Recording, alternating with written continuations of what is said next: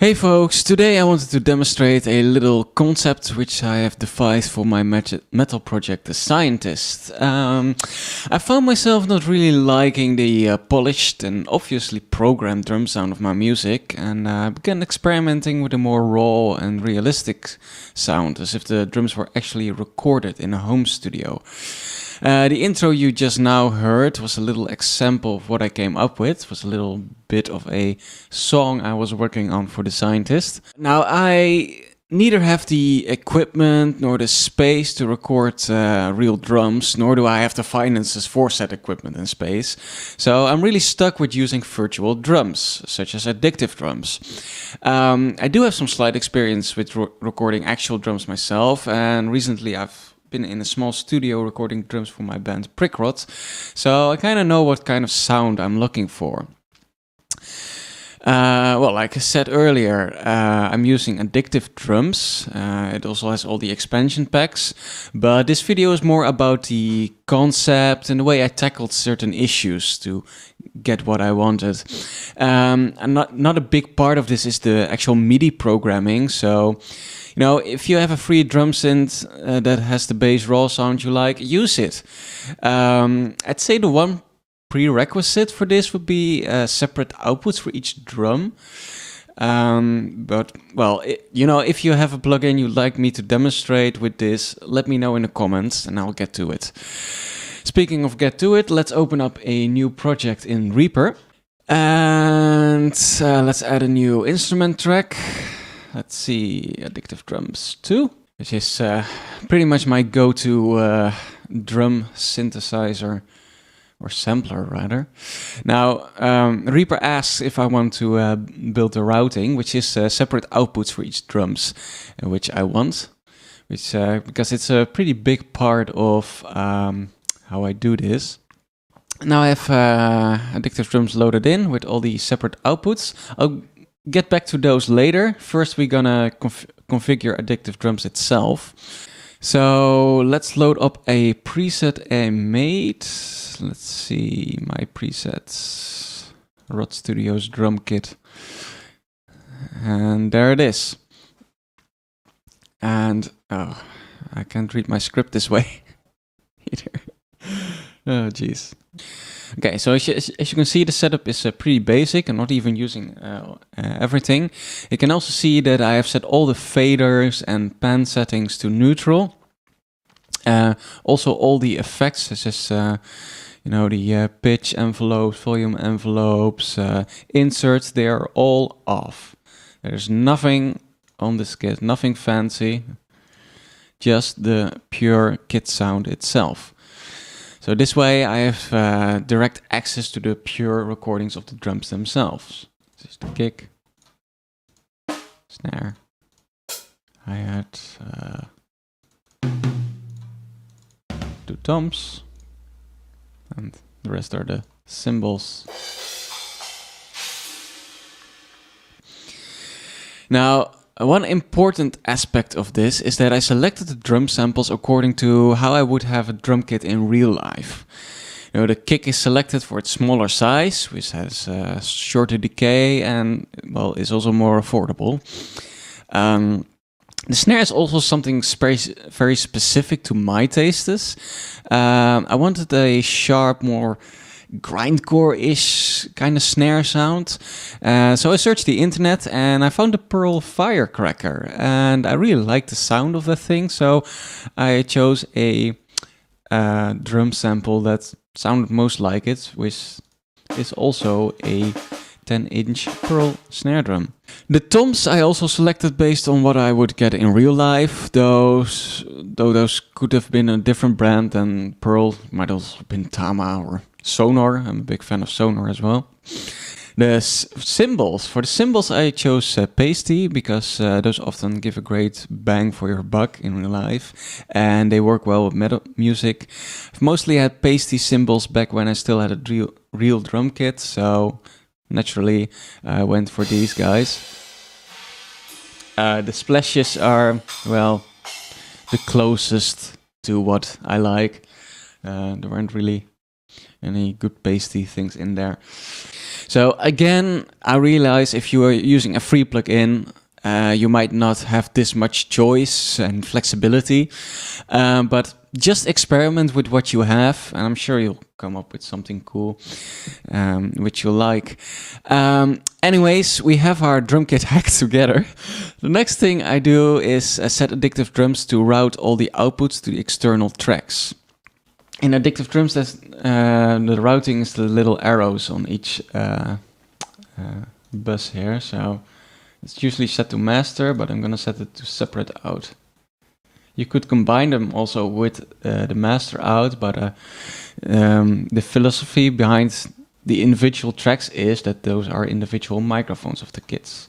Don't use the flexies, the overhead room, the microphone room. Bus I am not using. Again, it's completely empty, no routing to the bus whatsoever. And the master I don't use either. Now, like I said, the tracks that I have in Reaper are actual representations of the drum microphones themselves.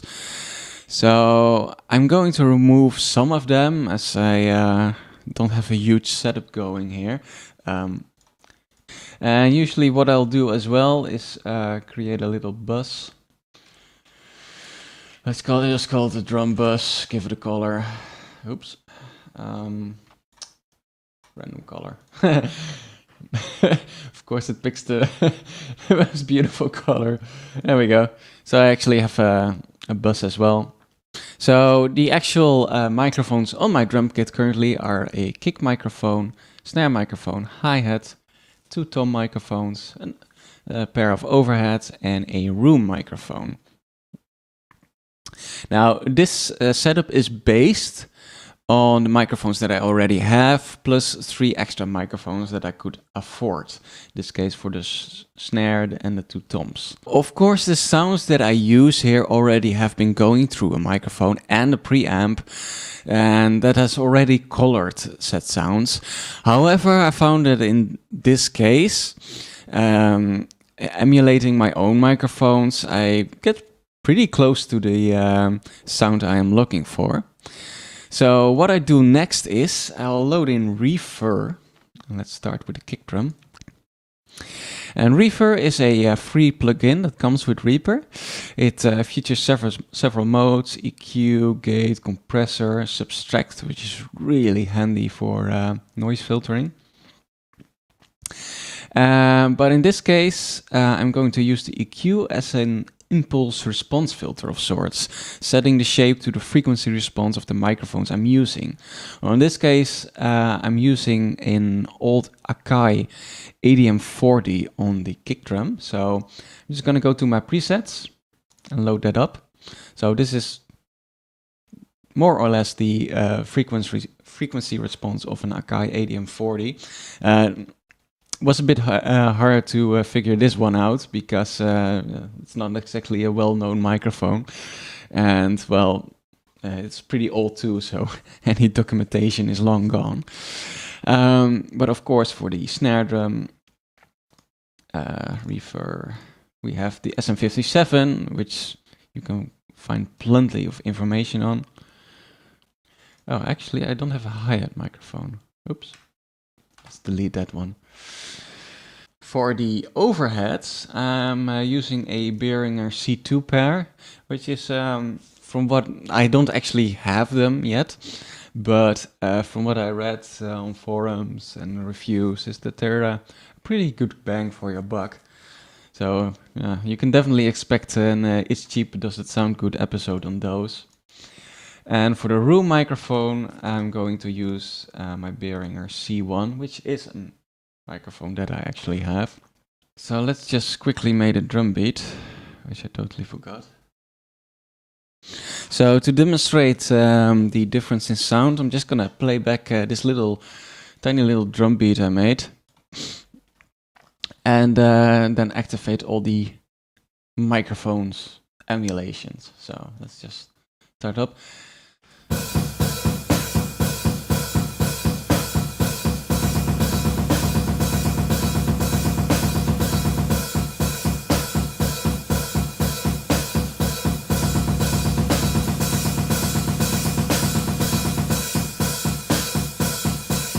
So as you can hear, the sound changed quite a bit, especially on the room microphone. So this is essentially the bass recording for the drums. Of course, the next step would be applying compressors, EQ to mix the drums. However, before we actually do that, there's one final very important step we need to do. Make the MIDI be more natural. Now, if you have an electronic drum kit, you can of course get your MIDI from that, or even a keyboard, or pads, or a controller, whatever. But I'm going to assume you are like me and have to program your MIDI with good old keyboard and mouse. So the first thing I do after I've got my beat ready and I'm very happy with it, I'm going to edit each section of the beat. Of course, you can just throw a humanizer function over the entire thing. Reaper actually has a pretty great one, but getting some realism in there is much more than just that. What I do essentially is I imagine myself or a drummer I know playing this drum beat. You know, how hard would they hit certain drums? What is impossible to play for them or for me? You know, the drummer's dexterity and stamina, they're all factors that contribute to the final realism, the final sound of a drum recording. Now, in this case, we have some double bass drums, so let's start with that. Double bass doubles up in the second bit here. And, excuse me, currently all bass drum hits are the same loudness, but and there's no drummer who can, you know, exactly play a different speed double bass with the same loudness, with the same velocity in this case. So we're gonna lower the faster bits in velocity a bit. Just this, I think.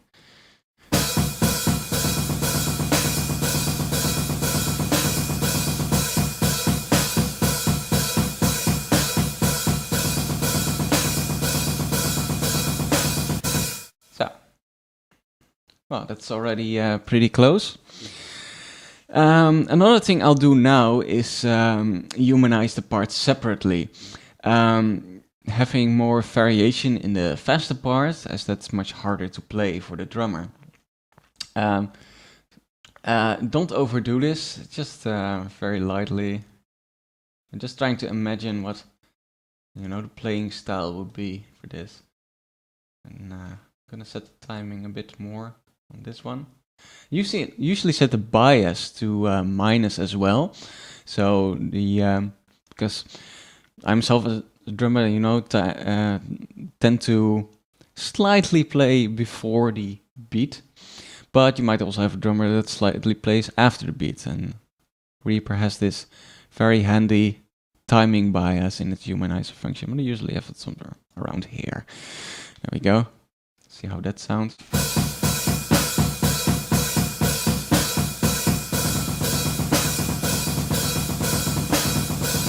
Yeah, it's starting to sound closer to a real recording. Now, like I said, don't overdo it with the humanizer function unless you want to have a really shitty drummer that can play double bass for shit.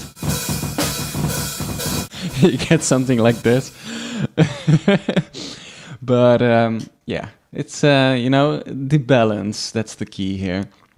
Now, the next thing I want to do is vary the hi-hat. It's a bit more. I think it would be cooler if, you know, I play the hi-hat harder on each, well, let's say each first and third beat. So let's just lower the second hit in velocity. Something like this.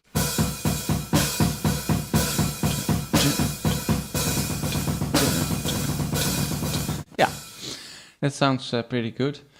So we have a bit more variation in how we would hit. Now I'm again gonna use the humanize function to add a bit more of a random factor, not on the timing so much. Velocity a bit more. and also on the snare. Now, this is a pretty slow beat, so I'd be hitting that snare pretty damn hard. So we're gonna raise the velocity of that a little bit. And, well, let's see what it sounds like.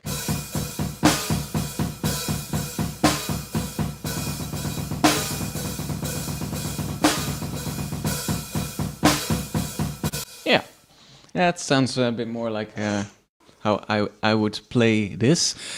To demonstrate the impossible aspects of MIDI drums programming, I'm going to add some toms on this beat and some odd places. So just add some here, there. Now, as you can see, we have 2 tom hits and a hi-hat hit at the same time, here and here as well. Now, of course, our drummer usually doesn't have 3 arms, so I'm going to either have to move the hi-hat or remove it entirely if we want to keep these tom hits. So, in this case, I'm just going to remove it. Another thing I usually pay attention to is, can the drummer switch from one part of the drum kit to another part speedily enough? You know, I don't think he'd be able to move his hand from the floor tom to the hi-hat in a single millisecond, unless of course he has his other hand free to play the hi-hat.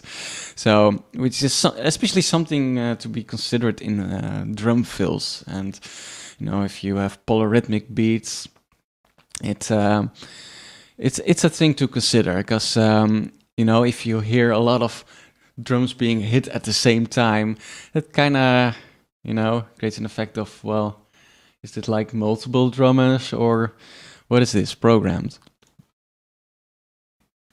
So let's listen to a beat again.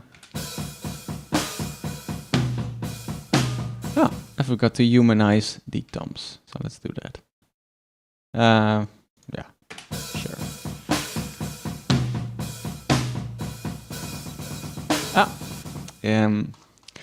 That coincided with the snare hit, this one. So I'm just gonna boom, boom. Yeah, I'm gonna make this hand, which is now on the mid tom, switch to the snare. So we get this. There we go. And that's all she wrote, pretty much. So try these concepts out yourself, see what you can come up with. Experimentation really is key with these things. So, but if you have any questions or commentary, don't hesitate to comment below, and I'll see you guys next video. Stay metal!